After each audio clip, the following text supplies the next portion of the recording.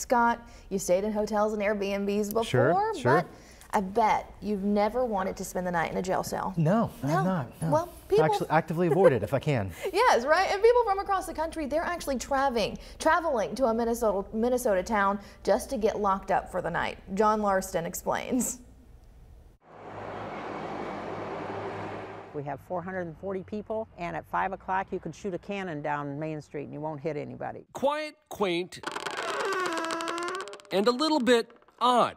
Those are the words used to describe the town of Wyckoff. He basically was the guy of Wyckoff, you know.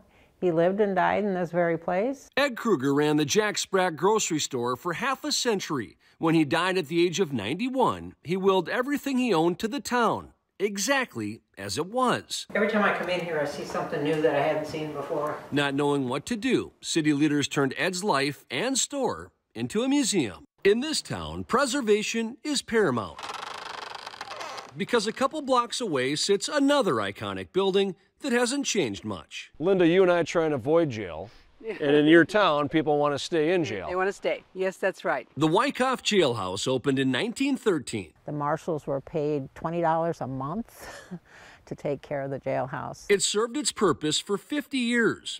And when it closed, the city council thought about tearing it down.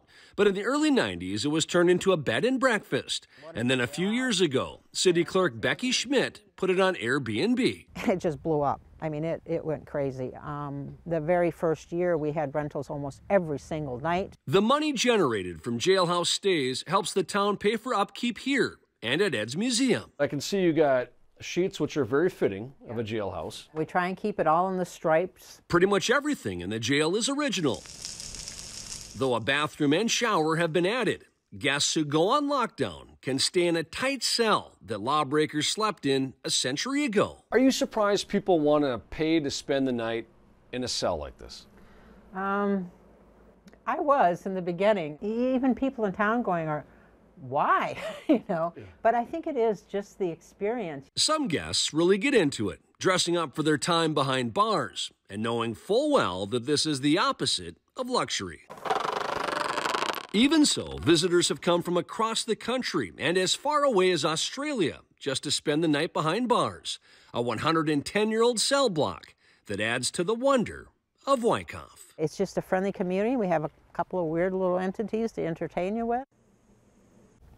Guests usually pay less than $100 a night to stay in the jailhouse. I guess that's cheaper than maybe staying at a local jailhouse. You know, and maybe nicer. Maybe some nicer amenities. Yeah. It kind of reminds me a little bit, and this is probably before your time. It reminds me of, if you ever watched the Andy Griffith Show, okay. It reminds me of the jailhouse there in the local courthouse that Otis would just let himself in. It looks, kind of quaint.